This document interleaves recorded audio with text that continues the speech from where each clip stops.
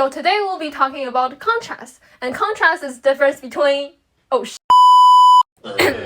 Contrast is the difference between tones, colors, or elements. As an example, the difference between light and dark, big and small. I will be explaining about conceptual contrast and bring up non-contrast.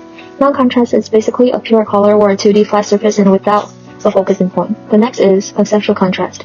Here as you see, it is a picture of a newborn baby's hand resting peacefully on top of an adult's hand. It is contrasting the age difference and the size difference. Conceptual contrast photography is a great way to tell a story and evoke emotions. The next example, it is a story about a newborn baby sharing a touching moment with the parents. It brings love and joy to people when they see the picture. Conceptual contrast is different in a way that instead of color, it is contrasting the subject in this frame. Low contrast images tend to have a dreamy and soft feeling. It is not going to be a huge shock to the brain, and can usually be used to express a sad mood or to show a sense of age in the images. For example, in the first picture, this is a picture of an old man smoking a cigarette. This photo clearly uses low contrast to show a sense of age, and it also kind of implies that it was a tough time. And now let's move to the next image. This is a portrait, and in this kind of picture, people tend to not have a high contrast in it because, imagine you have a high color contrast in it. It's very weird because people want to show some respect to the person. Total contrast is defined as the difference in brightness between the elements of an image, especially when light tones and dark tones lie alongside each other. It's very important to black and white photography since it doesn't contain any colors.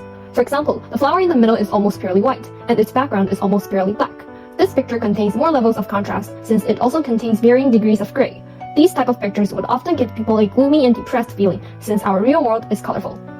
A high contrast image can be both appealing and connotative. The first image possesses a contrast in brightness and color.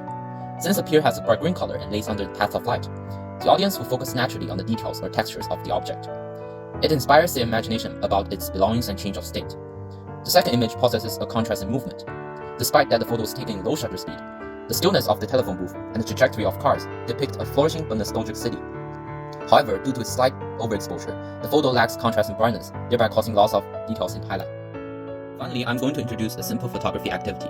This activity involves the arrangement of light sources, shadows, and focus point. So if you're interested in taking photos with brightness contrast, this activity can definitely help you.